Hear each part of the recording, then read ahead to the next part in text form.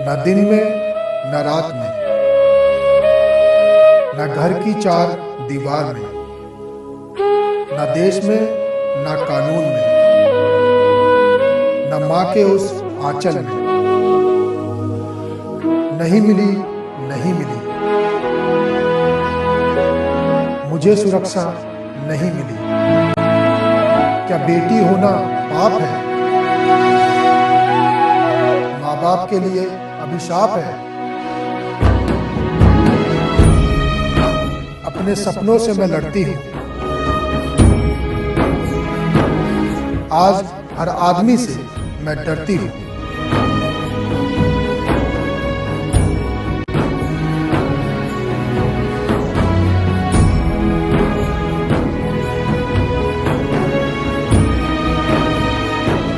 Hello, सलाम, नमस्ते। ज़िंदगी में आपका स्वागत है। ज़िंदगी के आज के सफ़र में हमारा मुद्दा जुड़ा है हमारे देश की आधी आबादी से। उस आबादी से जो हमें एहसास कराती है हमारे पूरे होने का, जो हमें एहसास कराती है प्यार, मोहब्बत और एक मजबूत साथी का। आज वो हमसे पूछ रही है, आप सबसे पूछ रही है, इस समाज से पूछ रही है, इस देश से पूछ रही है और खुद मुझसे पूछ रही है, क्या महिला होना अपराध है? क्या औरत होना एक अपराध है?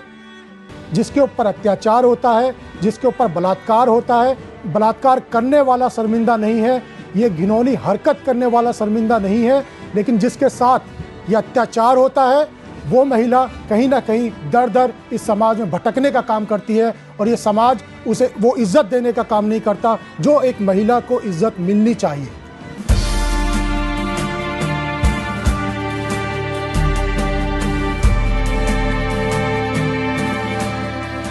जन्म से ही हर शख्स कुछ अधिकार लेकर आता है। जीने का अधिकार, सांस लेने का अधिकार, विकास का अधिकार। ये अधिकार उसके हिस्से होते हैं, मगर क्या ये अधिकार वास्तव में मिल पा रहे हैं सबको? क्या महिलाओं के साथ लैंगिक अधिकार पर भेदभाव नहीं किया जा रहा है? क्या कोख से कब्र तक जननी सुरक्षित है? क्या वो अपने हिस्से की आजादी में सांस ले पा रही है?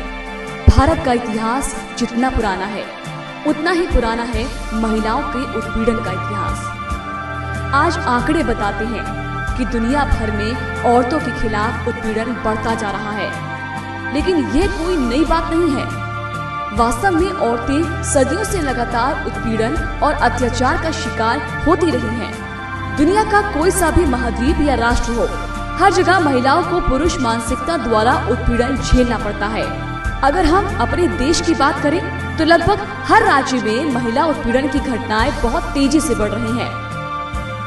कोई भी क्षेत्र, राज्य, वर्ग, समुदाय या धर्म हो, हर जगह महिलाओं को भीषण उत्पीड़न का शिकार होना पड़ता है। राह चलते जुमले और घूरती आंखें हमेशा पीछा करती हैं। यहाँ पूरे देश की एकजुटता दिखाई देती है। उम्र, वर्ग, रंग, जाति, किसी प्रकार का कोई भेद नहीं दिखाई देता। दुर्भाग्य की बात तो ये है कि महिलाओं के विरुद्ध उत्पीड़न माँ की कोख से ही शुरू हो जाता है। महिलाओं के अधिकार को सुनिश्चित करने के लिए संविधान में कानून तो बनाए गए, समय समय पर उनमें संशोधन भी किए गए, लेकिन समाज का नजरिया ना पहले बदला और ना बाद में। लड़कियां मानो माटी की गुड़िया हो। हर मोड़ पर टूटने और बिखरने का डर है। हर मोड़ पर परेशानियां, पैदा होने पर परेशानी पहले ही पता लगा लेते हैं और गर्भ में ही मार दिया जाता है। वहाँ बात नहीं बनी तो 5 से 6 साल की उम्र में ही सही पढ़ने से वंचित। कुछ बड़ी हुई तो बाल विवाह का डर, वो भी नहीं हुई तो गिद्ध की तरह हर वक्त घूरती नजरों का खौफ। अगर पढ़ने लिखने गई तो अफसरों का डर, अफसर मिल गए तो उसे बनाए रखने के लिए कीमत चुकाने का डर, शादी के लिए दहेज का डर, दिया तो भी पति और ससुराल की प्रताड़ना का डर, नहीं दिया तो जलाकर मारने का डर, इससे बचकर निकले तो पति की संपत्ति में हिस्सेदारी का डर, पति न रहा तो बेटे से गुजारे भत्ते का डर। निर्भया कांड के बाद तेजी से घटनाएं बढ़ गई। महिलाओं के साथ रेप, छेड़छाड़ और असुरक्षा के मामलों में सुनवाई होने लगी, लेकिन जिस तरह से सुनवाई की जानी चाहिए थी उससे ज्यादा उन मसलों में सियासत होने लगी। कुकर मुत्तों की छत्तों की तरह उग आए कई सारे संगठनों की रोजी रोटी चलने लगी। गली मोहल्लों में नेताओं की भाषा महिलाओं से शुरू होती, खत्म भी उन पर ही होती।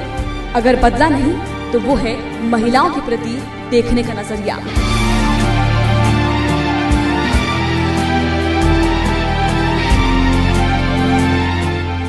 एक जख्म नहीं, यहाँ तो सारा वजूद ही जख्मी है। दर्द भी हैरा है कि उठूं तो कहां से उठूं। इस गंभीर मुद्दे पर, इस गंभीर मसले पर हमारे साथ यहाँ चर्चा करने के लिए बहुत ही खास मेहमान मौजूद हैं। बिना कोई वक्त ज़ाया किए, बिना कोई वक्त बर्बाद करे, मैं आपकी मुलाकात करवाना चाहूँगा हमारे साथ यहाँ मौजूद बहुत ही खास मेहमानों से। हमारे साथ यहाँ मौजूद हैं सी पाल सिंह जी, जो कि पंजाब पुलिस के पूर्व आईजी हैं। हमारे साथ मौजूद हैं रजा मुराद जी, जो कि जानी मानी बॉलीवुड हस्ती हैं और सामाजिक सरोकार के लिए अपने राय बहुत ही बेबाक तरीके से रखने का काम करते हैं। हमारे साथ मौजूद हैं समीना सफीक जी, जो कि एक्स मेंबर हैं राष्ट्रीय महिला आयोग की। हमारे साथ मौजूद हैं निर्भया के माता पिता जी, जो एक केस हुआ था जिसने पूरे देश में एक आंदोलन का रूप लिया और जिसकी वजह से हमारे देश का कानून तक बदलना पड़ गया। हमारे साथ मौजूद हैं अनुजा कपूर जी, जो महिलाओं के उत्थान के लिए, उनके हक के लिए एनजीओ चलाती हैं। और एक हमारे साथ महिला मौजूद है जो अपनी आप बीती सुनाएंगी। सबसे पहले हम जाना चाहेंगे सीपाल सिंह जी के पास। सिंह जी, आप हरियाणा पंजाब पुलिस में आईजी रह चुके हैं। पंजाब हरियाणा में निर्भया केस के बाद आपको क्या लगता है कि किस तरीके का बदलाव आया है? मैं समझता हूं तो बदलाव जो आया है बेसिकली ये है कि केसेस को रजिस्ट्रेशन शुरू हो गई है। पहले जो था, जब महिला कोई जाती थी तो रजिस्ट्रेशन करना भी एतराज करते थे या उसको भटकाते रहना, या कहना कि हम पहले इसकी इन्वेस्टिगेशन कर रहे हैं फिर हम एफआईआर रजिस्टर करेंगे। वो इन्वेस्टिगेशन जो है महीना 2 महीने है, बात ठंडी होगी फिर रजिस्ट्रेशन करेंगे। अब जब अमेंड हो गया ना, और 166 आईपीसी के अंदर ये भी कह दिया गया है कि अगर पुलिस केस को रजिस्टर नहीं करती तो उस पुलिस ऑफिसर को 6 महीने से लेकर 2 साल की सजा हो सकती है। तो एक तो ये जुम्बश सी आई है कि केसेस की रजिस्ट्रेशन शुरू हो गई है। हमारे साथ रजा मुराद साहब मौजूद हैं, बहुत ही मशहूर फिल्म एक्टर हैं। बहुत सारे फिल्मों में इन्होंने अलग अलग तरह के किरदार निभाए हैं।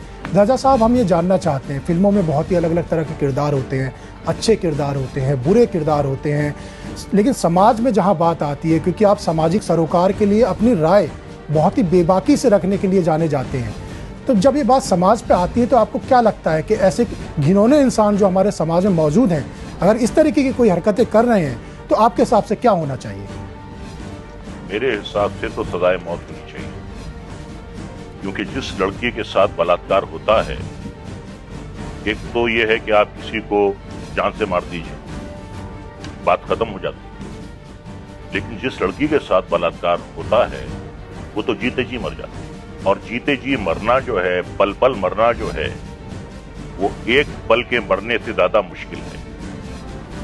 तो जितनी भी सख्त सजाएं हो सकती हैं कानून में, मैं तो कैपिटल पनिशमेंट का हामी हूं। बड़ी अच्छी खबर आई है कि कलकत्ते में कल एक जजमेंट आया है कि 6 लड़के इन्वॉल्व थे एक लड़की के रेप में, और 3 को फांसी हुई है और 3 को उम्र कैद की सजा हुई है। उम्र कैद जो है वो 14 साल की नहीं, सारी जिंदगी आपको जेल की काल कोठरी में गुजारना है। तो ये जो सख्त कवानीन आए हैं, मैं बिल्कुल इनसे मुत्तफिक हूं। और पहले क्या होता था, पहले जिस लड़की का बलात्कार होता था उसकी तस्वीरें आती थी, उसका नाम आता था अखबारों में। आज ऐसा नहीं है, आज ऐसा बिल्कुल नहीं है। अगर किसी लड़की के साथ ये घिनौनी घटना होती है, उसका नाम जो है वो गुप्त रखा जाता है, प्रेस से भी रखा जाता है, हर किस्म के मीडिया से रखा जाता है। तो एक जो हमदर्दी हो गई है रेप विक्टिम के प्रति, वो बहुत सही है। बिल्कुल, मैं राजा साहब आपसे यही बात जानना चाहता हूँ। एक हमारे समाज में एक ये मिथ है, ये समाज में हमारे लोग मानते हैं, अगर महिला के साथ किसी के साथ कुछ बलात्कार होता है, उस महिला को एक तरीके से गिरी हुई नज़रों से देखा जाता है, उसे वो इज्जत वो नहीं मिल पाती जो एक महिला को हमें देनी चाहिए। और दूसरी तरफ जो पुरुष जो आदमी उसके साथ ये अत्याचार करता है उसे अपनी घिनौनी हरकत पर कोई पछतावा नहीं होता, वो फिर भी समाज में सर उठाकर काम करने का काम करता है। इस बारे में आप क्या कहना चाहेंगे? देखिए, पहली बात तो ये है कि जो मानसिकता है कि हर लड़की को जो है आप अपने बाप की प्रॉपर्टी समझते हैं, अपनी प्रॉपर्टी समझते हैं, क्योंकि ऊपर वाले ने अगर आपको जिस्मानी तौर से मजबूत बनाया है तो कुछ लोग ये समझते हैं कि हमारा पैदाइशी हक है कि हम अपनी ताकत के बल पर एक कमजोर, एक अबला लड़की को हम दबा सकते हैं, जिस्मानी तौर पे हम उस पर हावी हो सकते हैं। और इसी तरीके से जो है गैंग रेप्स होते हैं और करते वक्त उन्हें ऐसा लगता है कि हम तो छूट जाएंगे, क्योंकि ये तो डर से जाएगी नहीं, ये बदनाम होने के डर से जाएगी नहीं। लेकिन रफ्ता रफ्ता जो है हालात बदल रहे हैं मुल्क के। निर्भया के केस के बाद उनके यहाँ पे वालिदैन बैठे हैं, जिस यातना, जिस तकलीफ का इन्होंने सामना किया है यही जानते हैं या इनका दिल ही जानता है। लेकिन इस घटना से एक बात बहुत अच्छी हुई है कि पूरे मुल्क में जो है एक जागृति जागी है, एक चेतना जागी है। बिल्कुल, जागृति जागी है और इतनी जागी है कि हमारे अपने देश के कानून को हमने बदला है। ये अपने आप में बहुत बड़ी चीज़ है। अवेयरनेस बढ़ रही है, जागृति बढ़ रही है और हमारे समाज की जो एक मानसिकता थी उसे हम बदलने का काम कर रहे हैं। हमारे साथ यहाँ मौजूद हैं समीना सफीक जी, हम उनके पास जाना चाहेंगे। एक्स मेंबर हैं महिला आयोग की। समीना जी, हम ये आपसे जानना चाहते हैं, हम ये समझना चाहते हैं, महिला आयोग जैसी एक्टिव हमारे देश में इतना एक्टिव है, उसके बावजूद जो हमारे देश की महिलाएं हैं, अगर उनके साथ कुछ इस तरीके की घिनौनी हरकतें होती हैं तब भी उन्हें दर बदर भटकना पड़ता है। आखिर ऐसा क्यों होता है? दो कारण हैं उसके। सबसे बड़ा कारण ये है कि महिलाओं के खिलाफ जो अपराध हो रहे हैं उसके लिए अगर किसी की अकाउंटेबिलिटी समाज फिक्स करता है तो या तो पुलिस की करता है या जुडिशरी की करता है या आयोग की करता है या उन सामाजिक संगठनों की करता है जो महिलाओं के अवेयरनेस के लिए या उनके सशक्तिकरण के लिए काम कर रहे हैं। मगर सवाल ये उठता है कि जितनी भी बलात्कार की घटनाएं हो रही हैं ये सिस्टम के लोग कम कर रहे हैं, समाज के लोग ज़्यादा कर रहे हैं। इक्का दुक्का केसेस ये भी आते हैं कि किसी पुलिस वाले ने बलात्कार किया या किसी सामाजिक संगठन के व्यक्ति ने बलात्कार किया, मगर सब कुछ जो ताना बाना है वो समाज से निकल कर आ रहा है। तो सवाल ये उठता है कि ये समाज जिम्मेदारी कब लेगा? हम कब तक कानून, पुलिस, जुडिशरी की गुहाई देते रहेंगे? हम कहते रहेंगे कि उन्होंने कुछ नहीं किया, मुख्यमंत्री ने कुछ नहीं किया, सरकार ने कुछ नहीं किया, पुलिस ने कुछ नहीं किया, कमीशन ने कुछ नहीं किया। तो एक बात तो ये, और मीडिया में भी पूरा डिस्कोर्स यही चलता है। मैं आपको एक घटना बताती हूँ जो आपने अवेयरनेस की बात करी, खासतौर से महिला आयोग के तात्पर्य से। एक केस हुआ था जहां पर एक लड़की जो कि एयर होस्टेस थी, उसने खुदकुशी करी थी 2 साल पहले और हरियाणा के कबीना मंत्री उसमें इन्वॉल्व थे, वो जेल भी उनको जाना पड़ा था। उस लड़की के सुसाइड के बाद जब हम उसके पास पहुंचे, उसके पेरेंट्स के पास, तो पेरेंट्स का ये कहना था कि हमें नहीं मालूम कि राष्ट्रीय महिला आयोग जैसी कोई चीज़ है देश में, अगर पता होता तो हम कम से कम आपके पास शिकायत करने ज़रूर आते। दिल्ली जैसे शहर में जहाँ पर इतनी अवेयरनेस, इतनी जागरूकता है, क्या हम अपने युवाओं को, अपनी आने वाली जो जनरेशन है या समाज को इस बात के लिए तैयार कर रहे हैं कि उनको ये पता हो कि मैकेनिज्म्स हैं इस देश में? इस देश में जहां एक चिप्स लॉन्च होता है, एक ब्रांड लॉन्च होती है, तो कन्याकुमारी से लेके कश्मीर तक सबको 3 दिन के अंदर पता चल जाता है कि फलां ब्रांड का, फलां फ्लेवर का चिप्स लॉन्च हुआ है।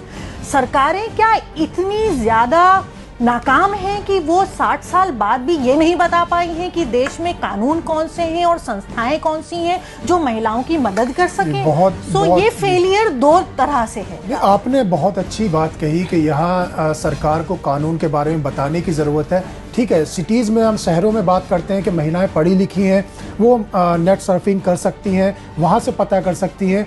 लेकिन अगर बात हम करें महिलाओं की, गाँव की महिलाओं की, तो उन्हें आप कैसे अवेयर करेंगे? वो कहाँ से नेट सर्फिंग करेंगे जो एजुकेटेड नहीं है? मैं भी इस पे कुछ कहना चाहूँ। जी देखिए, क्या होता है, ये जो छोटे शहर या कस्बे होते हैं,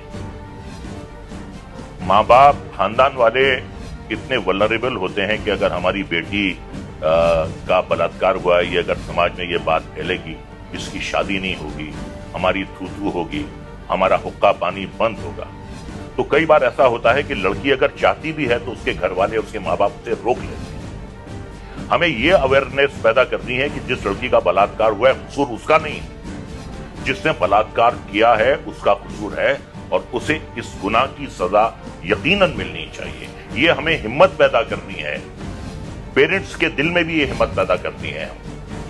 मैं यही कहूँ, जब तक अपनी बात वो उठाने का काम नहीं करेंगे तब तक वो उस अत्याचारी को सजा नहीं दिला सकते। ये बिल्कुल सही बात है। लेकिन मैं सवाल दूसरा यहाँ कर रहा था कि आप गांव की महिलाओं को कैसे अवेयर करेंगे कि वो नेट सर्फिंग नहीं। देखिए ऐसा है, नेट सर्फिंग तो बहुत बात की बात है। आज हम मे भी 2-3-4 साल से देख रहे हैं कि नेट सर्फिंग शुरू हो गई है, बच्चे युवा कर रहे हैं।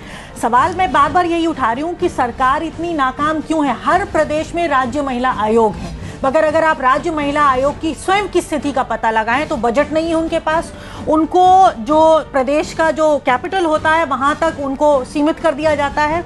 उनको as a political bait use किया जाता है। वो अगेंस्ट द सिस्टम नहीं बोल सकती क्योंकि वो महिलाएं हैं, एक पोजीशन दे दी गई उनसे ये उम्मीद की जाती है कि जो सरकार है उसके खिलाफ नहीं बोलेंगी। अगर महिला अपराध के खिलाफ बोलेंगी तो वो सरकार के खिलाफ माना जाता है। तो ये जो पूरी मानसिकता है ये सिस्टम में है। आप आयोग की बात कर रहे हैं, पुलिस स्टेशन पे जाने में एक आम आदमी को डर लगता है, क्रिमिनल्स को नहीं लगता। ये व्यवस्था है इस देश की, और ये व्यवस्था इसलिए है क्योंकि हम जिस सिस्टम को बनाया है समाज को बचाने के लिए, समाज को संरक्षण देने के लिए, उस सिस्टम को हम पीपल्स फ्रेंडली ना करके क्रिमिनल फ्रेंडली बना दिया है। तो ये जितना भी अवेयरनेस का काम है, ये सिर्फ डिस्ट्रिक्ट हेडक्वार्टर पे अगर ये जिम्मेदारी डाल दी जाए, 3-4 गिने चुने इंस्टीट्यूशंस हैं, फ्री लीगल एड का सिस्टम है, स्टेट गवर्नमेंट्स में स्टेट विमेन कमीशंस हैं, ह्यूमन राइट कमीशंस हैं, स्टेट के थाने हैं, SHOs हैं, इन सारों को लिंकअप करके अगर हम एक सिस्टम तैयार करें कि ये डिसमिनेशन ऑफ इंफॉर्मेशन जरूरी है, वो अकाउंटेबिलिटी या वो जिम्मेदारी किसकी है? वो तो सिस्टम की है, समाज की नहीं है। तो ये जो जिम्मेदारियां हैं, ये मुझे लगता है विमेन एंड चाइल्ड मिनिस्ट्री से लेकर जो कन्वर्जेंस है होम मिनिस्ट्री का, आपस में है ही नहीं। अगर ये कन्वर्जेंस हो और 1 पॉइंट प्रोग्राम हो कि हम अपने समाज को पहले बता दें कि ये इंस्टीट्यूशंस हैं आपके लिए जो आपको संरक्षण देंगे अगर बाई चांस आपको कोई प्रॉब्लम होती है। अनफॉर्चुनेट स्थिति क्या है कि क्रिमिनल्स को पता है कि कौन कौन से इंस्टीट्यूशंस हैं, कौन कौन से कानून हैं, उनसे कैसे बाईपास करके हम अपने क्राइम कर सकते हैं और बच सकते हैं। अनफॉर्चुनेट बिल्कुल एक सिस्टम बनाने की ज़रूरत है। हमारे साथ यहाँ मौजूद हैं अनुजा कपूर जी, जो कि एक वकील हैं और निर्भया एक शक्ति के नाम से NGO चलाती हैं। अनुजा जी, हम ये आपसे जानना चाहते हैं कि किस तरीके से आपकी NGO या आप इन पीड़िताओं की मदद करते हैं या कर सकते हैं। मैं सिर्फ एक NGO ही नहीं है, एडवोकेट नहीं हूँ, मैं क्रिमिनल साइकोलॉजिस्ट भी हूँ और एक सोशल एक्टिविस्ट भी हूँ। सबसे पहले मैं यहाँ पर जो कहूँगी कि बहुत पहले एक बात आया था कि 1 स्टॉप सेंटर एक बनेगा। WSV की मेंबर हूँ, वर्ल्ड सोसाइटी ऑफ विक्टिमोलॉजी, जो हमारी इंडिया में है ही नहीं। विक्टिमोलॉजी की बहुत ज़रूरत है यहाँ पर। विक्टिमोलॉजी का मतलब है विक्टिम असिस्टेंस। यहाँ पर विक्टिम असिस्टेंस क्योंकि काम नहीं करता है तो विक्टिम के राइट्स के बारे में किसी को पता नहीं है। ऑफेंडर सेंट्रिक है, जज सेंट्रिक लॉज हैं, पर क्या विक्टिम सेंट्रिक लॉज हैं वो नहीं आ पा रहे हैं। अब क्या है कि विक्टिम और स्टेट जो है वो लड़ाई उसके लिए लड़ते हैं, पर स्टेट क्या विक्टिम को ये बता पाता है कि उसका एडवोकेट कौन है? हो सकता है विक्टिम खर्च कर सकता है पैसा, वो अपने लिए एक अच्छा वकील रख सकता है, पर स्टेट अंदर जब आता है विक्टिम के लिए तो कहीं ना कहीं विक्टिम के पास अकाउंटेबिलिटी नहीं पता चल पाती। उसे ये नहीं पता चल पाता कि उसके साथ आगे केस को कैसे डील किया जा रहा है। अपने ही लेवल पर वो बात करते हैं। यहाँ पर सिर्फ वही चीज़ नहीं है, हमारी सोसाइटी के अंदर जहाँ पर ब्लेम गेम है, अब डेफिनेटली अवेयरनेस आई है, पर अभी भी it is a long way to go. रातों रात ये चीज़ नहीं हो पा रही है। रूरल के एरियाज़ में, अर्बन एरियाज़ में, अर्बन में भी वही लोग आगे आ रहे हैं। मिडिल क्लास फैमिलीज़ के अंदर भी कई लोग हैं जो आगे नहीं बात करते। जहाँ पर पैसा, वहाँ पर पैसे के दबाव पे बात होती है। तो जहाँ पर NGOs, मेरा NGO है वो कहीं ना कहीं जहाँ पर हम लोग बात करते हैं, मेरे NGOs में एसिड अटैक सर्वाइवर्स के लिए काफ़ी काउंसलिंग है, वहाँ पर हम लोगों ने बात करी है। रेप विक्टिम्स से रिलेटेड जहाँ पर उनसे ये बात प्रॉपरली समझी जाती है और ये देखा जाता है कहीं ऐसा तो नहीं है कि मिसयूज ऑफ लॉ हो रहा हो, क्योंकि ये कुछ तरीके होते हैं समझने के, बात को संभालने के। क्योंकि सिर्फ आप डायरेक्टली किसी को पर अटैक करके नहीं बोल सकते हैं कि आपने जो कर रहे हैं ये मिसयूज ऑफ लॉ है या आप सच में एक विक्टिम हैं। क्योंकि जब विक्टिम उस पोजीशन पे होता है तो उसको काउंसलिंग की भी जरूरत है। हम जो कह रहे थे कि गवर्नमेंट ने बोला था कि one stop centre, crisis centre होना चाहिए, तो वहां पे काउंसलिंग एक औरत की सबसे पहले, चाहे औरत डोमेस्टिक वायलेंस का केस है, सेक्सुअल असॉल्ट का केस है, असॉल्ट का केस है, रेप विक्टिम है, इसके लिए एक औरत के या किसी भी विक्टिम के लिए एक काउंसलिंग होनी बहुत जरूरी है। पुलिस के महकमे में वहां पर काउंसलिंग होनी बहुत जरूरी है। हमारे दर्शक यहाँ पर देख रहे हैं, वो ये जानना चाहते हैं, आप अच्छे से अगर ब्रीफ कर सकते हैं कि अगर किसी महिला के साथ इस तरीके की कोई हरकत होती है, कोई अत्याचार, इस तरीके का कोई घिनौनी काम होता है, तो उसे क्या करना चाहिए? उसे सबसे पहले अपने आप में ये समझना बहुत जरूरी है कि ये जो कुछ भी हुआ वो उसकी गलती नहीं थी। पहले अपने आप को गिल्टी नहीं मानना। दूसरा, उठकर अपने आप को संभालने की जरूरत है। अपने आप में एक तरीके से ब्लेम डालना सही नहीं। उनके घर के सदस्यों को यह बात समझनी बहुत जरूरी है कि एक तरफ से सेकेंडरी विक्टिमाइजेशन होना जो होती है हमारे यहाँ पर, वो नहीं होनी चाहिए। तो घर के पेरेंट्स, घर के बड़े इस बात को समझें कि अब हमारे साथ ये एक जो प्रॉब्लम आई है, इसको हमें साथ में मिलकर सुलझाना है और FIR लॉन्च करनी है। हम लोग इस तरीके के कई प्रोग्राम्स है, देखिए एक आपका प्रोग्राम भी अब जा रहा है, तो जो लोग इसको देखेंगे वो समझ पाएंगे कि FIR कितनी जरूरी है, लॉज कितने जरूरी हैं, उनको समझना कितना जरूरी है। तो जब इस तरीके के प्रोग्राम्स निर्भया के बाद बहुत आए हैं, तो काफी बच्चे और बच्चियां ये समझ चुकी हैं कि हमारे लॉज क्या हैं, हमें किस तरीके से उनके, तभी तो मिसयूज हो रहा है। लॉज आया है तभी तो उनको समझ में आने लग गया है। आपकी बात से हमारे बहुत सारे दर्शक जो देख रहे हैं, खासतौर पुरुष, वो काफी हद तक बहुत से लोग सहमत होंगे कि कहीं ना कहीं जब से ये लॉ बना है तो उसका मिसयूज भी हो रहा है। तो उससे भी हमें सतर्क रहने की जरूरत है कि आखिर उससे हम किस तरीके से बच सके। पुलिस को भी यहाँ पर समझने की जरूरत है कि क्या सही है, क्या गलत है, कोई इस लॉ का मिसयूज तो नहीं कर रहा है। समीना जी कुछ कहना चाह रही थी आप? मैं दो बात, इस देश में पूरा जो डिस्कशन हो रहा है वो ये हो रहा है कि जब क्राइम घट जाता है तो उसके बाद मैकेनिज्म्स क्या हैं और क्या वो ठीक से काम कर रहे हैं या नहीं कर रहे हैं। सवाल ये उठता है कि हम प्रिवेंशन ऑफ क्राइम की तरफ कब बात करेंगे। हम क्यों बार बार ये अज्यूम कर रहे हैं कि महिलाओं के साथ बलात्कार होंगे, उसके बाद साहब FIR भी होनी चाहिए, उसके बाद इन्वेस्टिगेशंस भी होनी चाहिए। ये डर जो कानून बनाए जाते हैं वो इसलिए नहीं बनाए जाते कि क्राइम हो जाएगा फिर क्रिमिनल्स को हम फांसी पर चढ़ा देंगे। कानून का जो बेसिक काम है वो डर पैदा करना है क्रिमिनल्स के मन में कि आप क्राइम नहीं कर सकते, बिकॉज आप बचेंगे नहीं। अनफॉर्चुनेट है आज के सिस्टम में हम वो डर, वो भय क्रिमिनल्स के मन में पैदा नहीं कर पाए। एक बात सिंह साहब, आप कुछ कहना चाहेंगे इस बारे में?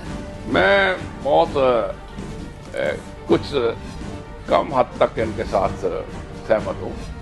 ये कह देना कि डर पैदा होने से क्राइम बंद हो जाएगा, ये एक हिस्सा है क्राइम। इसमें कई हिस्से हैं।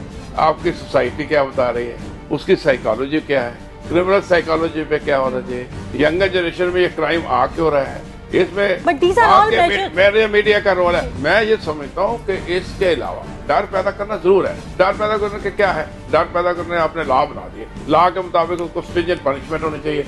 यहाँ डर पैदा करने का पहले जमाने में गाँव में मुंह काला करके घुमाना जारी था ना, डिटरेंट है। लेकिन डिटरेंट के साथ साथ उनके अंदर ये आइटम, देखिए ये डिटरेंट 2 साल पहले लॉ अमेंड हो गया 2013 में, लेकिन मैं आपको बता रहा हूँ 2013 और 2015 में crime against women has increased. उसके बाद वजह ये हुई कि रजिस्ट्रेशन शुरू हो गई। रजिस्ट्रेशन आगे नहीं होती थी, अब रजिस्ट्रेशन शुरू हो गई, लोग डर के रजिस्ट्रेशन कर रहे हैं पुलिस वाले। सेकेंडली ये है कि जहां तक मैं समझता हूँ कि जो यंगर यूथ है हमारा, जिसको यंगर ग्रुप है, उनमें अभी वो किस्म का ख्याल नहीं आया कि ये जो क्राइम है वो देखते हैं पनिशमेंट होगी, देखे देयर डेवल, देखेंगे क्राइम होगा कोई पकड़ा जाएगा। रीजन ये है कि जुडिशरी जो जस्टिस, मैं थर्ड पॉइंट देने वाला। फर्स्ट पॉइंट तो ये था कि उनके अंदर अपनी जागरूकता नहीं है, हमने उनको सेंसिटाइज नहीं किया सोसाइटी में कभी। सेकंड है कि आपने उसके खिलाफ केस जो दर्ज करने में गलतियां करते हैं। क्यों? आपने FIR दर्ज की, कभी नहीं की, और की तो उसका प्रॉपरली इन्वेस्टिगेशन नहीं होता। क्योंकि आप देखिए कि जितनी कन्विक्शन रेट है वो बहुत डाउन हुआ है। मैंने आपको बताया कि कन्विक्शन रेट जो है 2011 और 2013 से 13 के बाद जो है हाफ हो गया कन्विक्शन रेट, 2 गुना। एक तो आपकी इन्वेस्टिगेशन आप नहीं करेंगे क्योंकि वो अपना डेडिकेटेड, एक तो आपने जांच के अंदर, चार्ज सबमिशन के अंदर इतने लूप होल छड़े जाते हैं कि कन्विक्शन रेट नहीं होता। सबसे पहले पुलिस की, कि जब वो इन्वेस्टिगेशन करते हैं, they'll try to go, आपने कोई न्यूट्रेटिव जॉब दी थी उधर चाहेंगे, ये तो एक फजूल बात है, इसको कन्विक्ट कराना है, ये होता ही रहता है, क्योंकि सारा का सारा एटीट्यूड ही डिफरेंट था हमारी सोसाइटी का। उसके बाद इन्वेस्टिगेशन प्रॉपर नहीं हुई, इसलिए चार्जशीट तो दो जल्दी चार्जशीट 3 महीने नहीं तो 6 महीने में दे दो। चार्जशीट गई, उसमें 10 लिखना है, उसका कन्विक्शन रेट कम हो गया। सेकेंडली जो अपील दर अपील, उस तरह उनको और डर नहीं रहता, एक अपील फिर दूसरी अपील फिर तीसरी। बिल्कुल, कानून अपना काम बहुत स्लो करता है। इस तरीके से आप अपने अनुजा जी कुछ आप यहाँ कहना मैं साथ ही में इसके अंदर एक ऐड ये करना चाहूंगी, लकूनास बहुत है, हमारे लॉज बहुत बन गए हैं और पैरेलल लॉज बहुत बन गए। अगर आज जब मैं पुलिस के साथ एज थाना कमेटी मेंबर होने के नाते मैं उनकी बहुत अंदर की चीजें भी जानती हूँ, जो वो ये कहते हैं कि हम लोग डर बैठाने के लिए हम लोग कई बारी डंडे भी मारते हैं। कहते हैं जब हम डंडे मारते तो ह्यूमन राइट्स वाले आ जाते हैं, तो कहते हैं कि हम लोग किसी के डर को कैसे लेकर आए, क्योंकि इसके साथ साथ पैरेलल राइट्स बहुत है लोगों में। अपने साथ मेरे साथ जो हुआ वो अपने साथ राइट्स दूसरे भी बहुत खड़े कर रखे हैं। कुछ लॉज ऐसे हैं जो चालू हैं, कुछ लॉज ऐसे हैं जो चालू नहीं भी हैं, वो स्टिल उसके अंदर है। पुलिस रिफॉर्म अभी तक प्रॉपरली नहीं हुआ। जुडिशरी के अंदर जहां पर हम कहते हैं अभी निर्भया जी के पेरेंट्स यहाँ बैठे हैं, पूछिए क्या उनके ऊपर बीत रही है। निर्भया इतना बड़ा केस है, उसी को ही हमने अभी तक वहां पे ही नहीं करा हुआ। आप रिफॉर्म की तो बात बिल्कुल बात यहाँ कानून की है, पुलिस का अपना कहना है, एनजीओ का अपना कहना है, लेकिन सवाल यहाँ ये पैदा होता है कि कानून के बारे में कहा जाता है कि कानून के हाथ बहुत लंबे होते हैं, लेकिन यहाँ ये भी बात निकलकर सामने आ रही है कि कानून के हाथ हो सकता है बहुत लंबे होते हों, लेकिन अपराधियों तक पहुँचने में वो इतना ज़्यादा समय ले लेते हैं कि जो विक्टिम होता है, जिसके ऊपर अत्याचार हुआ होता है, जिसके ऊपर इस तरीके की घिनौनी हरकत हुई होती है, उसका कहीं ना कहीं इस सिस्टम से विश्वास उठ जाता है जब तक उसे इंसाफ मिलने की बात आती है। ज़िंदगी के इस सफ़र में समय हो गया है एक छोटे से ब्रेक का। ब्रेक के उस पार जब हम वापस आएंगे, हमारे साथ यहाँ मौजूद हैं निर्भया के माता पिताजी। उनसे हम जानेंगे कि आखिर उनके दिल पर आज कैसी बीतती है जब उन्हें याद आती है अपनी बेटी की। हमारे साथ यहाँ कुछ विद्यार्थी भी मौजूद हैं, उनसे भी हम ये जानने और समझने की कोशिश करेंगे कि आखिर आज के दौर में वो अपने आप को कितना सेफ महसूस करती हैं, क्या उनकी राय है। कहीं मत जाइएगा, बस हाजिर होते हैं छोटे से ब्रेक के बाद।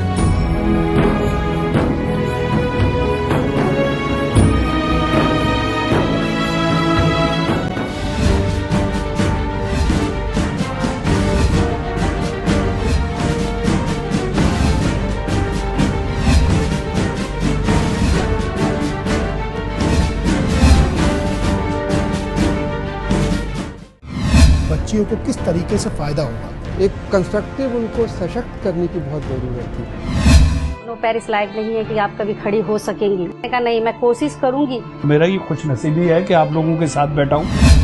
अगर इस तरीके की कोई हरकतें कर रहे हैं तो आपके हिसाब से क्या होना चाहिए? मेरे हिसाब से तो सजाए मौत होनी चाहिए। उनकी बढ़ती उम्र हमें अचानक बोझ क्यों लगने लगती है? इतना वो बोलते हैं ना, वो मैं सुन नहीं सकता। विदेशों में भी इस तरीके की कास्टिंग काउच की बातें कुछ सुनने में आती है। सेक्स जैसी चीजें बहुत नॉर्मल है। एक वेश्या का जीवन किस दर्द से गुजरता है। अपने बच्चों से ये काम नहीं करवाएंगे।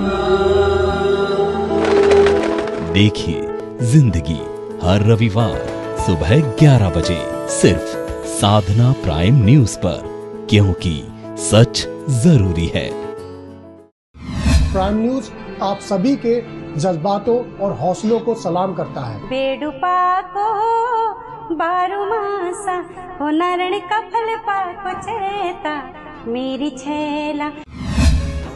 बुढ़ापा कचोटने लगता है क्योंकि उनके अपने अब पराये हो गए हैं। इस शहर में किसे मांगे हम जरा से जिंदगी। कोई खो के मिल गया तो कोई मिल के खो गया, जिंदगी हमको बस ऐसे ही आजमाती रही। हो रोटी खादी है कि नहीं कली मां पूछ दी, किन्ने डॉलर कमांदे बाकी सारे पूछ दे। देखिए जिंदगी हर रविवार सुबह 11 बजे सिर्फ साधना प्राइम न्यूज पर, क्योंकि सच जरूरी है।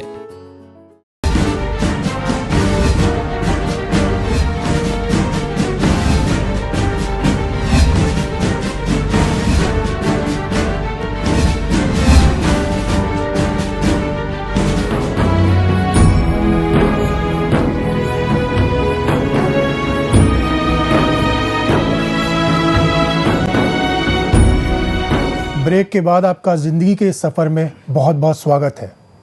हमारे साथ यहाँ मौजूद हैं निर्भया जी की माता जी। उनसे जानने की कोशिश करेंगे, समझने की कोशिश करेंगे कि आखिर एक माँ के दिल पे क्या गुजरती है जब उन्हें याद आता है कि उनकी बेटी जिसकी आंखों में सुनहरे सपने दिखने ही शुरू हुए थे, उसने अपनी ज़िंदगी की शुरुआत ही करी थी और उसके साथ ही हादसा हो गया। उस माँ के दिल से हमें जानने की कोशिश करेंगे कि आज भी जब उन्हें अपनी बेटी की याद आती है तो उनके दिल पर क्या गुजरती है। देखिए, जब कभी बेटी भूली ही नहीं, वो घटना भूला ही नहीं, तो याद करने का तो कोई बात ही नहीं आती है। दिल पर गुजरने की बात है तो जब भी मैं टीवी पे चाहे चैनल पे सुनती हूँ कि नहीं आज इस बेटी ने सुसाइड कर लिया, उस बेटी के साथ ऐसे गैंगरेप हो गया, तो मैं उसी घटना से हमारी बेटी की याद आती है जैसे उसके साथ हुआ।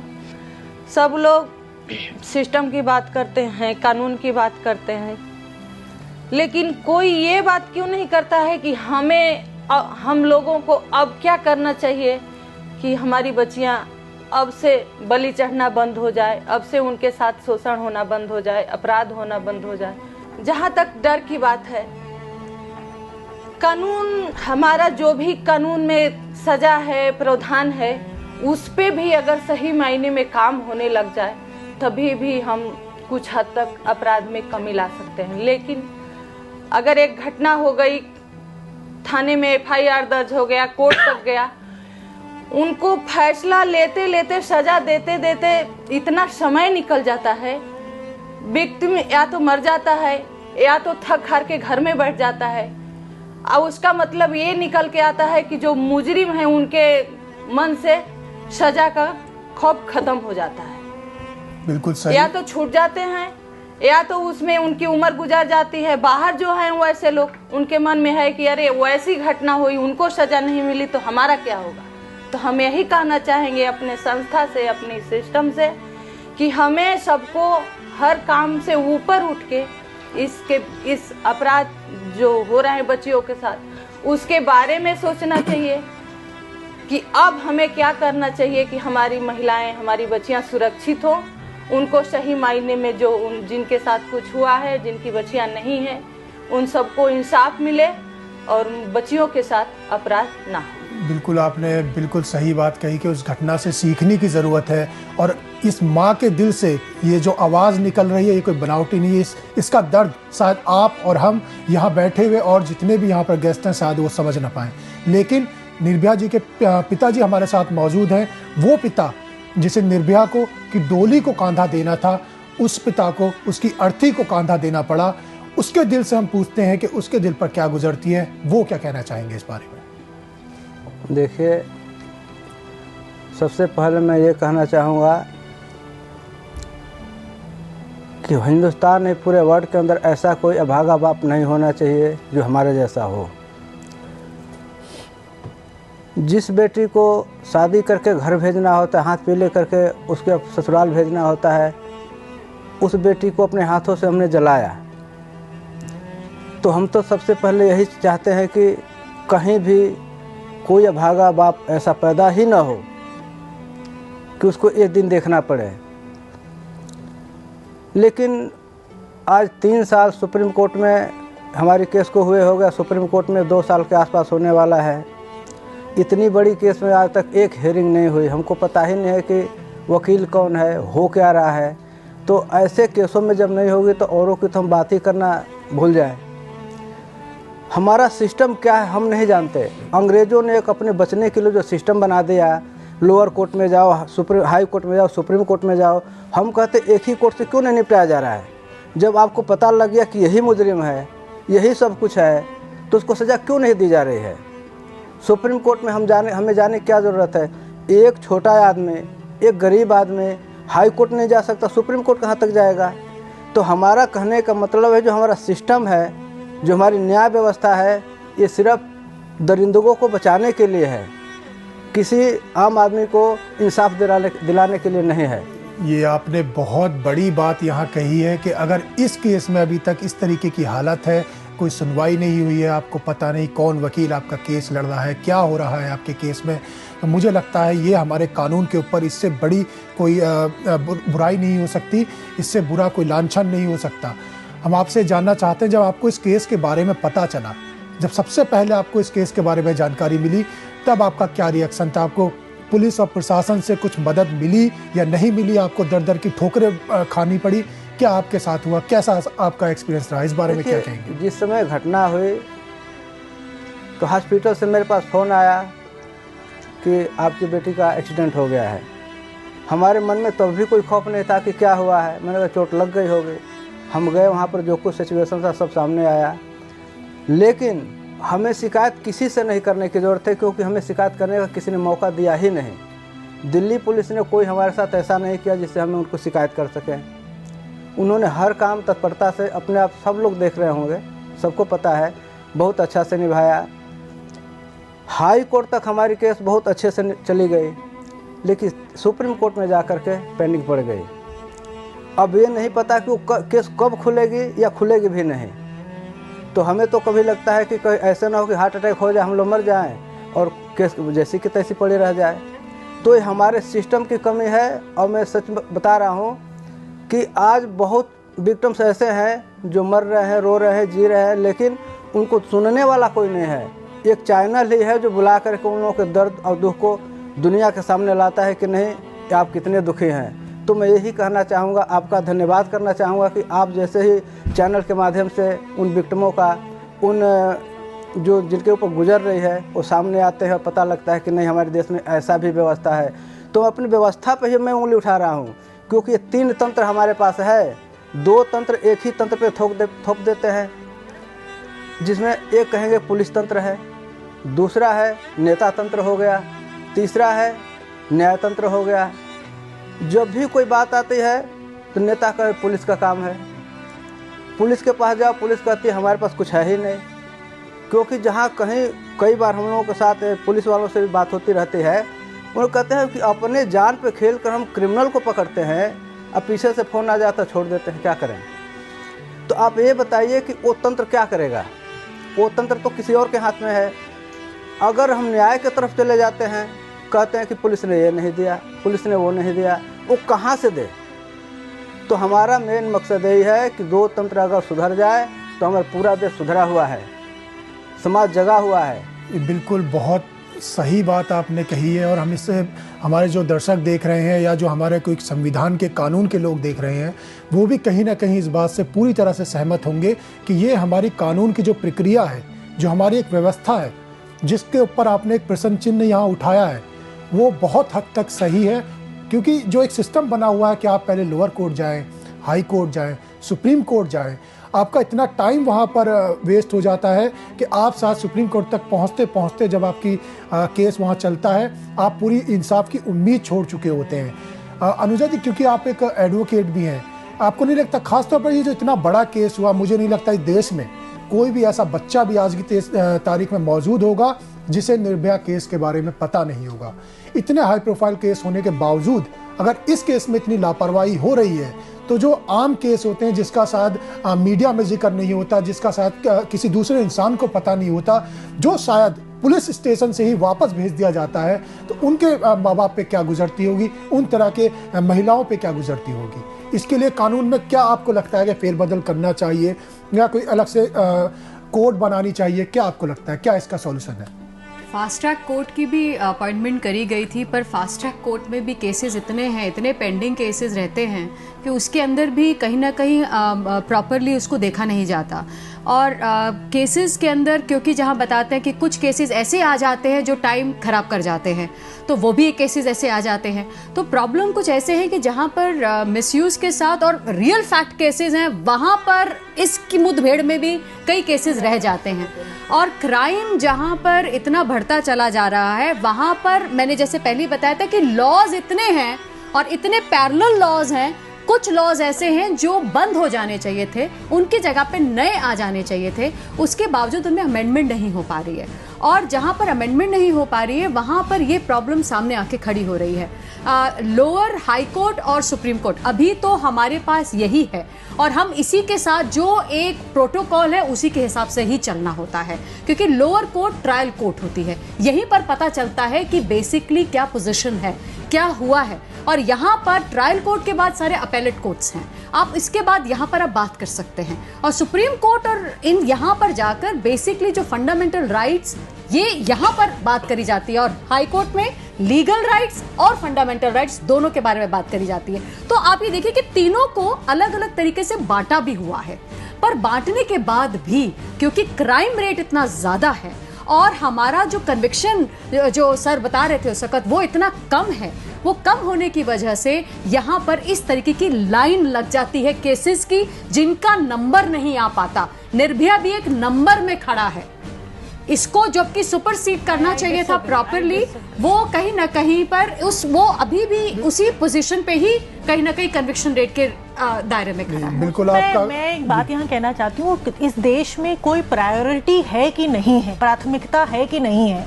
निर्भया जो केस था जिसने देश ही नहीं पूरे मतलब विदेशों तक एक आवाज, एक शोर मचा था, प्रधानमंत्री तक हिल गए थे जिस केस को लेकर, उस केस को लेकर क्या हम इतनी प्राथमिकता भी नहीं दिखा सकते कि सुप्रीम कोर्ट में एक इमीडिएट डेट मिले और हियरिंग की शुरू हो केस की? तो सवाल यहाँ विल की है, जुडिशियल विल की है। हर बार हम पॉलिटिकल विल की बात करते हैं। जुडिशरी जो सिस्टम है अगर वो चाहे, फास्ट ट्रैक कोर्ट की बात तो जस्टिस वर्मा कमेटी ने भी कही, फास्ट ट्रैक कोर्ट में केस गया तभी तो लोअर कोर्ट से अपर कोर्ट में आया केस। मगर सुप्रीम कोर्ट क्या अकाउंटेबिलिटी से पॉलिटिशियंस के लिए होगी, क्या सिर्फ मीडिया के लिए होगी? जुडिशरी क्या अकाउंटेबिलिटी? बिल्कुल संजना जी, और ऐसा केस जिसने पूरे देश को हिला के रख दिया और हमारे देश के कानून तक को बदलने पर मजबूर कर दिया। और हम क्या एग्जाम्पल सेट कर रहे हैं? हम ये कह रहे हैं कि निर्भया के क्रिमिनल्स जो हैं वो आराम से बैठकर इंतजार कर सकते हैं कि डेट आएगी तब देखा जाएगा, तो फिर कोई भी क्रिमिनल कुछ भी कर सकता है। हम दुनिया के सामने क्या एग्जाम्पल पेश कर रहे हैं, ये बहुत बड़ा सवाल अपने आप में पैदा हो गया है। रजा मुराद जी, हम आपके पास आना चाहते हैं, हम आपसे जानना चाहते हैं, फिल्मों में काम करते हैं, खासतौर पर जब हम बात करते हैं अवेयरनेस की, जागृति की, जो खासतौर पर जो हमारे युवा, हमारी आने वाली पीढ़ी है, फिल्मों के माध्यम से आपको नहीं लगता कि एक फिल्में ऐसा माध्यम है जिससे बच्चे बहुत जल्दी कनेक्ट होते हैं, उसे फॉलो करते हैं, क्योंकि उनकी नज़र में वो एक असलियत होती है जो पर्दे पर चल रही होती है। आज का जो ऑडियंस है वो बहुत समझदार हो चुका है, वो सिर्फ मसाला फिल्में देखना पसंद नहीं करता, उसे ऐसी फिल्में देखना चाहता है जिसमें उसे एक मैसेज मिले, एक अच्छा मैसेज मिले, समाज में सुधरने का काम करे, और वो अपने बच्चों के साथ वो जाकर फिल्में देख सके और उसके दिमाग में ये बात कहीं ना कहीं हो कि हाँ, जो मैं ये फिल्में देख रहा हूँ इसका मेरे बच्चों पर अच्छा असर पड़ेगा और वो कुछ ना कुछ उससे सीखने का काम करेगा। यहीं दूसरी तरफ निर्भया केस होता है, इस तरीके के और भी केस हमारे समाज में हो रहे हैं, तो इस तरीके के लोग अभी भी समाज में खुलेआम घूम रहे हैं। इसके बारे में आप और फिल्म इंडस्ट्री किस तरीके से सोचती है, क्या कहना चाहिए? देखिए, विडंबना ये है कि जब फिल्मों में हम बलात्कार होते हुए दिखाते हैं, आखिर में हम ये भी दिखाते हैं कि जो बलात्कारी हैं उनका बहुत बुरा अंजाम होता है। दूसरी बात मैं ये कहूंगा कि बात सिर्फ फिल्मों की हद तक नहीं होती है, बात ये होती है कि अंग्रेजी में कहावत है कि the charity begins with home. घर में आपको क्या संस्कार दिए जाते हैं, घर में शुरू से आपको घुट्टी में क्या बातें सिखाई जाती हैं कि जो पड़ोस की बच्चियां हैं वो आपकी बहनों की तरह हैं। अगर आपकी बहन पर कुछ ऐसा बीते तो आपको क्या महसूस होगा? ये बातें घर से शुरू होनी चाहिए। सबसे पहला जो इंस्टीट्यूशन होता है वो घर होता है, उसके बाद आपका स्कूल होता है। ये चीजें हमें बचपन से सिखानी चाहिए, फ्रॉम द वेरी बिगिनिंग, कि पड़ोस की जो बच्ची है वो आपकी बहन की तरह है। और उसके अलावा एक मॉरल, एक संस्कार जो घर से मिलता है वो आदमी की घुट्टी में आ जाता है, वो आखिर तक रहता है। आज जहां भी हम जाते हैं बच्चे हमारे पैर छूते हैं, हमें बड़ा अच्छा लगता है। ये संस्कार घर से दिए गए। घर में बच्चों को कहते हैं कि कोई बड़ा है तो जय हो कहिए, नमस्ते करो, उनके पैर छुओ। ये संस्कार तो अपना लिए जाते हैं। घर में ये भी सिखाना चाहिए। बिल्कुल, समाज में रहने के कुछ नियम होते हैं, कुछ कायदे होते हैं, कुछ कानून होते हैं। समाज हमारे एक बड़े परिवार की तरह होता है जिसके बीच में हम रहते हैं, और उन कायदे कानूनों को फॉलो करना, उस समाज को, अपने आप को समाज का एक हिस्सा मानना, ये अपने आप में बहुत ज़रूरी है। जिस दिन हम ये समझ जाएंगे, मेरे हिसाब से इस तरीके की घिनौनी हरकतें होना बंद हो जाएंगी। आइए हम चलते हैं और ग्राफिक्स के जरिए ये समझने की कोशिश करते हैं कि पिछले कुछ सालों में कितनी महिलाओं के साथ इस तरीके की घिनौनी हरकतें हुई हैं। लगातार बढ़ रहे हैं रेप के मामले, हर 14 मिनट में होता है रेप। एनसीआरबी के आंकड़ों के मुताबिक आंकड़े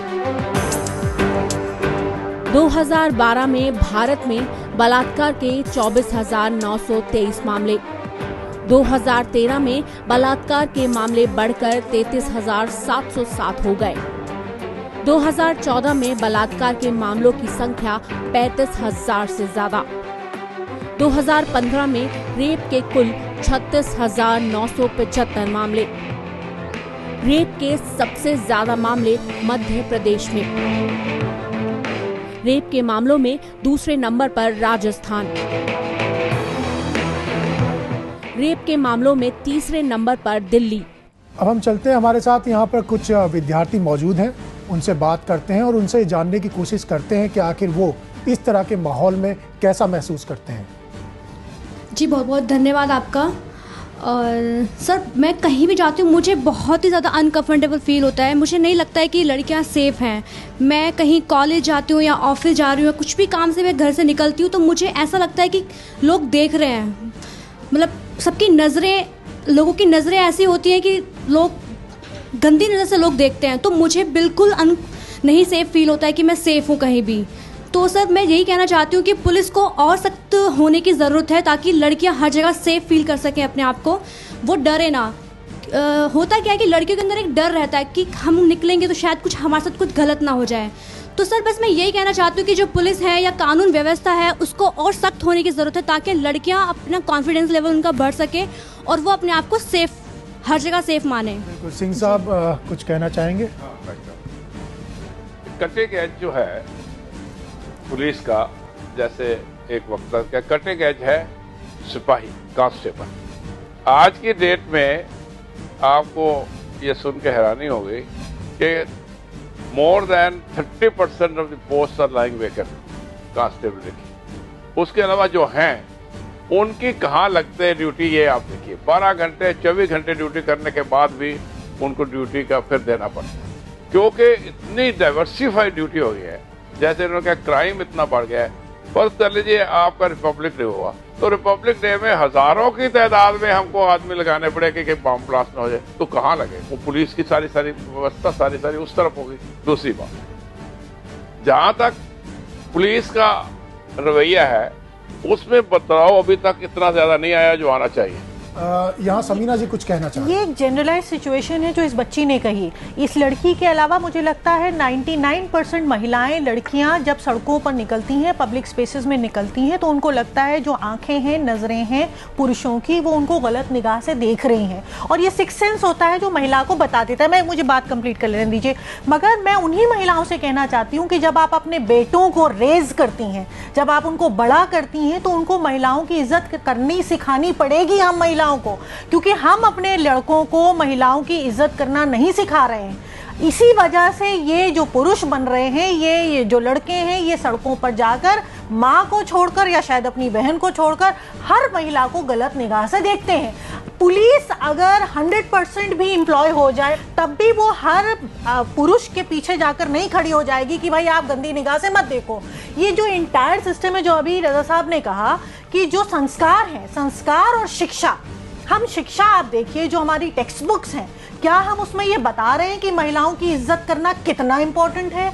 क्या आज की जो माएँ हैं जो टीवी सीरियल्स में, सोशल नेटवर्किंग साइट्स में, अपनी किटी पार्टीज में, अपने में भी खेत खलिहानों में जो इतनी व्यस्त हैं, क्या उनके पास इतना समय है? क्या वो कॉन्शियसली ये कर रही हैं कि अपने लड़कों को वो शिक्षा दें कि बेटा माँ के अलावा हर स्त्री को तुम्हें, भले वो तुम्हारी धर्म पत्नी क्यों ना हो, ये मतलब नहीं है कि धर्म पत्नी है तो तुम उसको मारना पीटना शुरू कर दो, उसकी इज्जत करना। और हर धर्म ये सिखाता है देश का हर धर्म ये सिखाता है। हम माएँ, हम महिलाएं कहीं फेल हो रहे हैं, हम जितने पिता हैं वो फेल हो गए हैं। हमें बजाय इसके कि हम पुलिस के ऊपर सारा दोषारोपण करें, सिस्टम पर सारा दोषारोपण करें, हमें अपने गिरेबानों में झांकना पड़ेगा। टीचर्स को अपने गिरेबानों में झांकना पड़ेगा कि अगर हम इंग्लिश, मैथ, साइंस पढ़ाने आते हैं, इसका मतलब नहीं कि हम सिलेबस कंप्लीट करें और चलते बने, हमें संस्कार भी साथ में देने पड़ेंगे।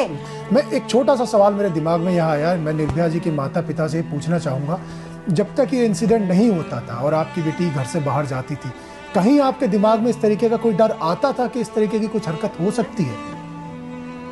देखिए, घटनाएं तो पहले भी होती थी लेकिन ऐसे नहीं होती थी। डर तो हर वक्त रहता था, लेकिन जब भी मैं कुछ कहना चाहती थी, बेटी कहती थी कि मम्मी हम दिल्ली के राजधानी में रहते हैं, आप इतना क्यों डरते हो, हमारे पास इतनी पुलिस है, फोर्स है, ऐसा कुछ नहीं है। तो बच्ची के मन में तो कभी नहीं वो सोची होगी कि नहीं हमारे साथ ऐसा हो सकता है। लेकिन जहाँ तक संस्कार की बात है तो घर में तो चलो माँ बाप को देना बहुत ज़रूरी है, लेकिन अब हमको ये लगता है कि अब वो समय आ गया है कि जिस तरह से हमारे शिक्षा में हर चीज़ का महत्व है, मैथ है, साइंस है, बायोलॉजी है, इतिहास है, भूगोल है, तो अगर हम आने वाले पीढ़ी को सचेत करना चाहते हैं तो हम चाहते हैं कि शिक्षा में एक विषय ये इतिहास जुड़े कि नहीं, महिलाओं को कैसे इज्जत देनी चाहिए, उनके साथ कैसे रहना चाहिए, क्या व्यवहार करना चाहिए, तब हम अगले समय में अपनी अगली पीढ़ी को एक अच्छा माहौल देने का उम्मीद कर। बिल्कुल, बच्चों को यहाँ सिखाने की ज़रूरत है। हमारे साथ यहाँ पर एक महिला मौजूद है पंजाब से, जो अपनी आप बीती सुनाना चाहती हैं अपनी ज़बानी। आइए सुनते हैं आखिर उनके साथ क्या हुआ। मेरा नाम जगजीत कौर है। मैं पंजाब लुधियाना ज़िला गांव के रहने वाली हूँ, सियाड़ गांव की। मेरा अपराधी एक डीजीपी का लड़का आईजी है। मैं बलात्कार और पिटाई की पीड़ित हूँ, लेकिन जो मेरी घटना है वो 16 जून 2010 की है। मैं उस टाइम किसी लड़के को 40,000 रुपये दिए थे 2009 में। एग्रीमेंट पर पंजाब में परनोट बोलते हैं। 40,000 रुपये देकर उस लड़के ने बोला कि मुझे 40,000 रुपये चाहिए, मैंने गाड़ी लेनी है, तो मैं इंग्लैंड चली गई। 7 महीने बाद मैं जब इंग्लैंड से वापस आई, मैंने उस लड़के से आकर 40,000 रुपये वापस मांगे, तो लड़का बोला मैं नहीं वापस करूँगा, तुमने जो करना है कर लो। इनकार करने के बाद मैं उसकी कंप्लेंट लेकर SHO के पास गई। SHO बोला मैडम ये पैसे के देन लेन का मैटर है, इसको कोर्ट में जाओ, इसमें पुलिस दखलंदाजी नहीं होती। SHO ने इनकार करने के बाद मैं अपने गाँव के 70 साल के 4 बुजुर्ग को साथ लेकर गाड़ी में SSP ऑफिस चले गई। तो जब हम SSP ऑफिस में गए, SSP संगरूर जिले में, वहाँ SSP नौनिहाल लगा हुआ था, जो इस टाइम मेरा अपराधी है, जो IG पोस्ट पर पटियाले में है। संतरी ने बोला कि ऐसे करो मैडम, साहब ने मिलने के लिए मतलब कि मुझे भेजा है, तुम अकेली मिल सकती हो, जो तुम्हारे साथ जेंट्स है कोई भी एंट्री नहीं कर पाएगा। जो मेरे साथ जेंट्स थे उन्होंने चारों को वेटिंग रूम में बिठा दिया। मुझे मिलने के लिए उसके जो कैंपस रेजिडेंट था उसके अंदर भेज दिया। जब मैं अंदर गई तो पहले SSP ने बोला कि मैडम ये जो तेरी कंप्लेंट है तो वहाँ तुम DSP को नहीं मिली, SHO को नहीं मिली। मैंने बोला सर SHO को मिली थी। बोला कि ये क्या है, कौन सा मैटर है, तो कम कहाँ से आई हो, तो वातावरण के आधार पर विदेश की बातें करने लगा। ये बातें करने के बाद जो SSP ने जो कॉफ़ी पीने लगा, तो जिस चेयर में मैं बैठी थी वो उसकी बैक में मेरा गेट था। जब मैं वहाँ पर चेयर पर बैठी तो जो SSP कॉफ़ी पीता गोल गोल घूमने लगा। जब गोल गोल घूमने लगा तो उसने मेरी बैक में गेट खोलकर चेयर पर, मतलब गेट को, जिस गेट की मैंने एंट्री करी थी उसको अंदर से बंद किया। तो बंद करके चेयर पर बैठी को बैक साइड से मुझे पकड़ा, शरीर का हरकतें जी करनी शुरू करी। उसके फेस एक्सप्रेस से मुझे नहीं मालूम हुआ कि वो मेरे साथ क्या करना चाहता है, लेकिन उसकी हरकतें शरीर की इतनी बढ़ गई कि मेरी बर्दाश्त से बाहर हो गई। तो मैं घबराई हुई सी। मैं एक गाँव के रहने वाली हूँ, बात ये भी नहीं है कि मैं एक किसान की बेटी हूँ, लेकिन मैं इतनी स्ट्रॉन्ग भी हूँ, मेरी हाइट भी इतनी है, लेकिन मैं उस टाइम कुछ भी नहीं कर पाई। इतना घबरा गई कि मैंने उससे चुपचाप छुड़ाने की कोशिश करी। लेकिन मैंने सोचा कि मेरे साथ मेरे गाँव के, मेरे मैके के जो मुदवर व्यक्ति आए हैं उनमें मेरी इंसल्ट हो जाएगी तो इंसल्ट भी होएगी। तो अगर मैंने चुपचाप उसे छुड़ाने की कोशिश करी, जब उसने छोड़ा ही नहीं तो मैंने शोर मचा दिया। मेरी दर्द भरी चीखे की आवाज़ सुनकर मैंने बोला अंकल आओ, अंकल बचाओ। तो मेरे साथ जो जेंट्स थे उनके कानों में मेरी आवाज़ गई, उन्होंने एंट्री करने की, अंदर आने की, मुझे बचाने की, छुड़ाने की कोशिश करी। तो जब उन्होंने मुझे छुड़ाने की कोशिश करी, अंदर आने की कोशिश करी, जो संतरी गेट कीपर था उसने बाकर पूरी पुलिस फोर्स को बता दिया कि साहब मैडम को पीट रहे हैं, मैडम बचाओ बचाओ का शोर मचा रही है। जो गाँव वासी हैं उनको बचाने की कोशिश में गेट की एंट्री कर रहे हैं। ये सुनकर पूरी पुलिस फोर्स ने मेरे साथ गए हुए चारों जेंट्सों को पकड़ा, उनकी इतनी पिटाई कर दी, उनके कपड़े उतार, उनके गात्रे उतार, उनके मतलब कल्ले कसेरे में छोड़कर उनको पूरे जूते पगड़ी उतार कर उनको रीड रूम में बंद कर दिया। जब उनको रीड रूम में बंद कर दिया, रूम के अंदर हमारे साथ बलात्कार हुआ। कुल मिलाकर यहाँ बात ये निकल के आती है कि इतने गंभीर आरोप होने के बावजूद आपको अभी तक न्याय नहीं मिला है। हमारे साथ मौजूद है प्रेजेंट सांसद जी हरविंदर सिंह खालसा जी। हरविंदर जी, हम ये जानना चाहते हैं, ये महिला आपके पास कब आई थी और आपने किस तरीके से उनकी मदद करने की कोशिश करी? देखो, ये बेटी मेरे पास तो बहुत लेट आई थी, लेकिन मैंने इससे सारे डॉक्यूमेंट्स लेकर इसका जुडिशियल एंगल से कोशिश की है इसकी हेल्प करने की। बट अनफॉर्चुनेटली पंजाब का माहौल इतना बिगड़ा हुआ है और पुलिस का जो सिस्टम है इतना गंदा हो गया है। मिलिट्री के टाइम पर पुलिस को बहुत अनब्राइटेड पावर्स थी और उसका रिजल्ट ये हुआ कि पुलिस वाले कोई भी क्राइम कर ले, रेप कर ले, बलात्कार जो मर्जी कर ले, nobody is here to pinpoint and to hold them responsible। कितनी शर्म की बात है, डीजीपी तक ये गई है, वहाँ हाईकोर्ट गई है, सब लोग मिल मिला के इसके खिलाफ ही गैंग अप होते रहे हैं। कितनी शर्म की बात है। What kind of society do we have? हमें तो शर्म आती है। नो वंडर लोग यहाँ से भाग रहे हैं इस मुल्क से अगर इस तरह की बातें होती रही। बिल्कुल खालसा जी, आपका बहुत बहुत धन्यवाद हमारे चैनल से जुड़ने के लिए और अपनी बात कहने के लिए। प्राइम न्यूज़ आपके इस कोशिश को सलाम करता है, बहुत अच्छी आपने कोशिश करी और इसकी बहुत ही जल्दी कुछ ना कुछ इसका रिजल्ट निकल के आएगा। आखिर में बात यही निकल के आती है कि हमारे समाज में कुछ बदलाव की यहाँ ज़रूरत है, कानून में कुछ बदलाव की ज़रूरत है, क्योंकि कानून कहीं ना कहीं हमारा देश का इतना स्लो है कि जब तक इंसाफ आने की बात होती है तो जिसे इंसाफ की उम्मीद होती है उसकी खुद की उम्मीद कहीं ना कहीं मर चुकी होती है। आखिर में मैं सब यहाँ हमारे जो मेहमान आए हैं सबका बहुत बहुत धन्यवाद करना चाहता हूँ और एक बात यहाँ हमारे जो दर्शक देख रहे हैं उनसे कहना चाहता हूँ कि अगर आप या आपके किसी परिचित के साथ किसी भी तरह का कोई अन्याय हो रहा है या कोई प्रशासनिक अनदेखी या लापरवाही या कोई भ्रष्टाचार का शिकार है तो आप हमें संपर्क कर सकते हैं। हमारा पता है Sadhna prime news B155 sector 63 Noida Uttar Pradesh. आप हमें फ़ोन भी कर सकते हैं 0120404015 या 40400020। आप हमें ईमेल भी कर सकते हैं zindagiprime@gmail.com। आखिर में अंत में मैं सिर्फ एक ही बात कहना चाहता हूँ, प्राइम न्यूज़ का मकसद सिर्फ मुद्दों को, समस्याओं को उठाना नहीं है, बल्कि उन मुद्दों को, उन समस्याओं को उनके समाधान तक पहुंचाना है। ज़िंदगी की सापादापी में कभी भी किसी के साथ भी कुछ ऐसा घट जाता है जिसकी शायद हमने खुद भी कल्पना नहीं करी होती है, लेकिन अगर आप थोड़े से मुस्तैद हैं, थोड़े से सतर्क हैं, तो आप उन दिक्कतों से समय रहते डट कर मुकाबला कर सकते हैं, क्योंकि ज़िंदगी जिंदा दिली का नाम है।